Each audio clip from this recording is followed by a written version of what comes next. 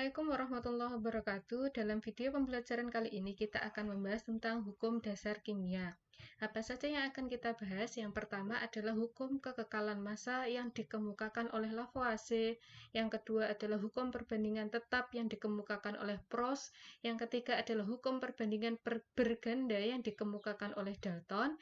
Yang keempat adalah hukum perbandingan volume yang dikemukakan oleh Gay-Lussac. Dan yang terakhir adalah hipotesis Avogadro.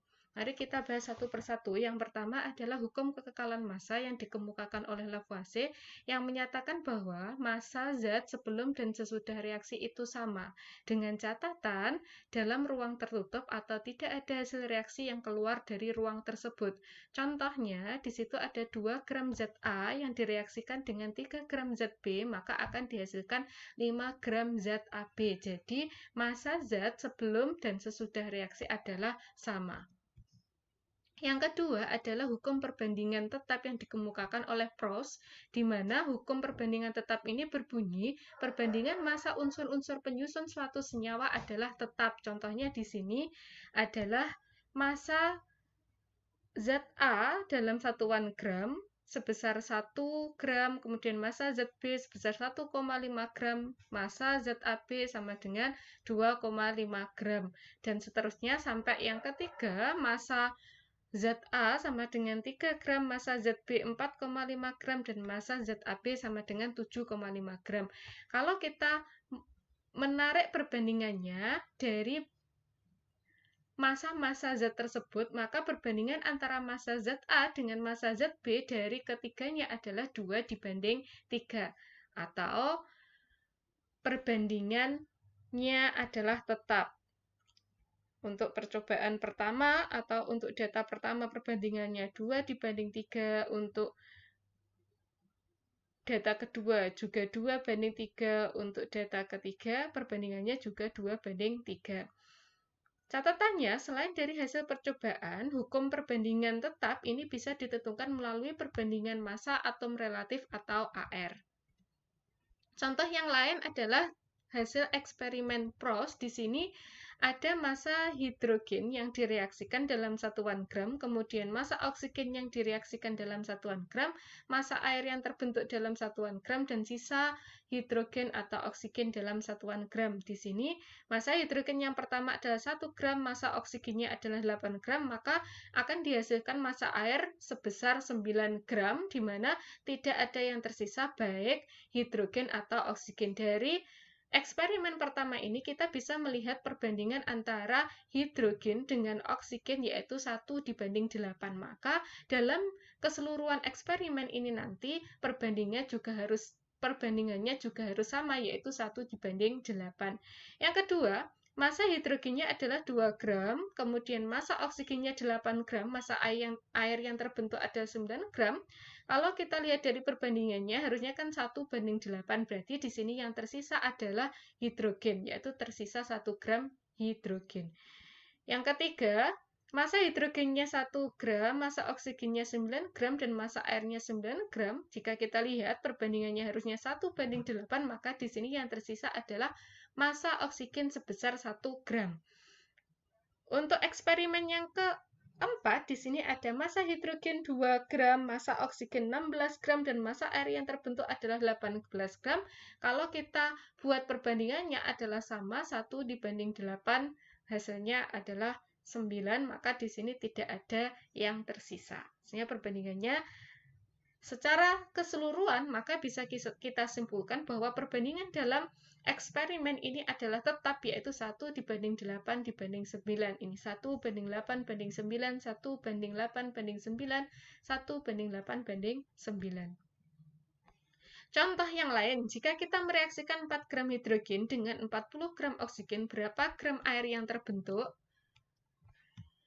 Kita jawab, perbandingan massa hidrogen dengan oksigen dari 4:40, maka kita bisa buat perbandingan dari yang di atas tadi, massa hidrogen dengan massa oksigennya adalah 1:8. Karena perbandingan hidrogen dan oksigennya 1:8, maka 4 gram hidrogen yang diperlukan 4 kali 8 gram oksigen, maka oksigennya adalah 32 gram. Untuk kasus ini, oksigen yang dicampurkan tidak bereaksi semuanya, oksigen masih bersisa 8 gram.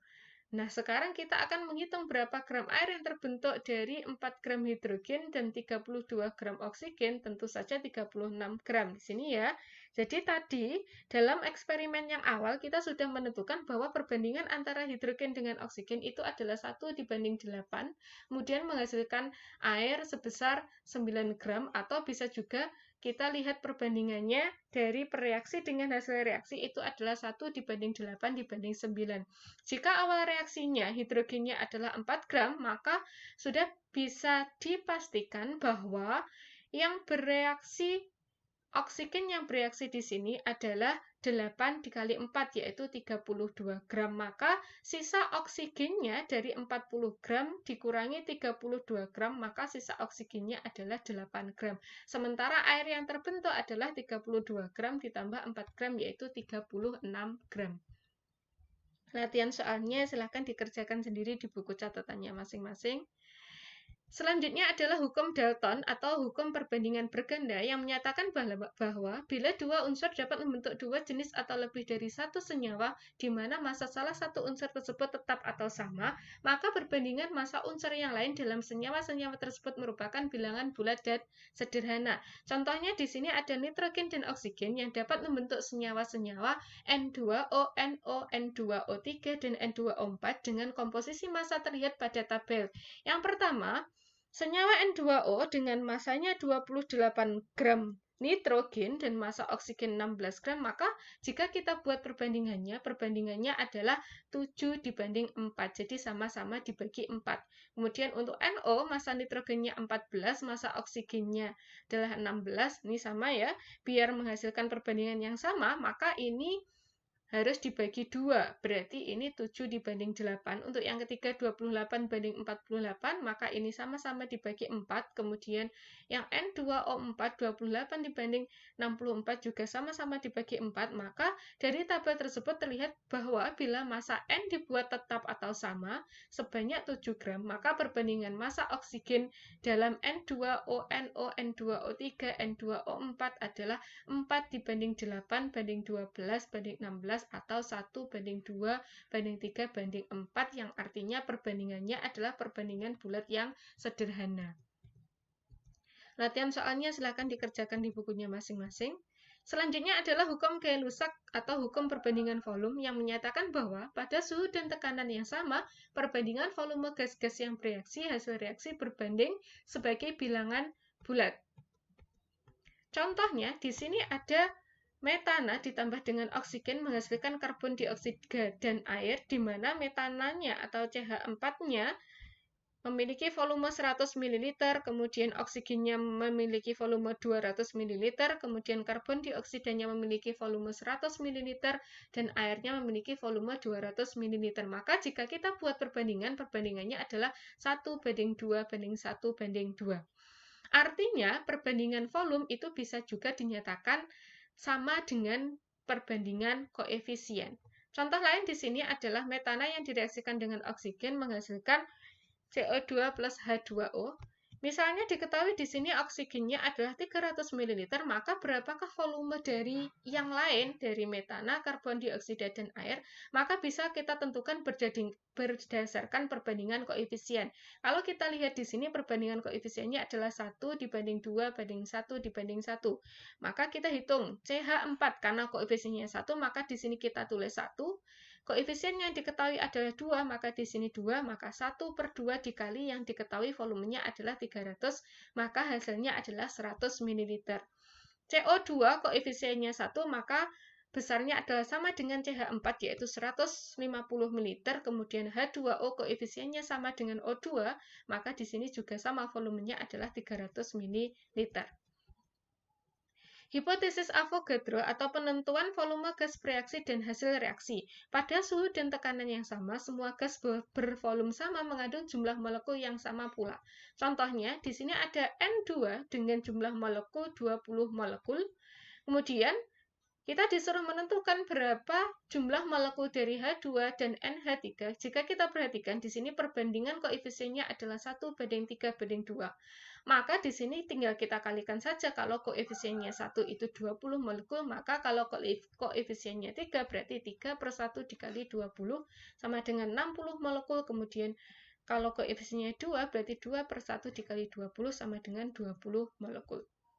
Contoh soalnya, pada reaksi pembentukan uap air, di situ ada H2 plus O2 menghasilkan H2O. Jika volume gas H2 yang diukur pada suhu 25 derajat Celcius dan tekanan 1 atmosfer adalah 10 liter, maka volume gas O2 dan H2O pada tekanan dan suhu yang sama dapat ditentukan dengan cara volume H2 di sini sudah ditentukan 10 liter.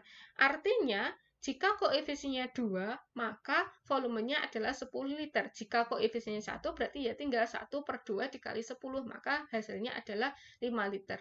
Ini koefisiennya 2, berarti sama-sama kayak H2, berarti 10 liter. Latihan soalnya silahkan dikerjakan di buku tugasnya masing-masing atau buku catatannya masing-masing. Kiranya cukup sekian pembelajaran hari ini. Saya akhiri dulu. Assalamualaikum warahmatullahi wabarakatuh.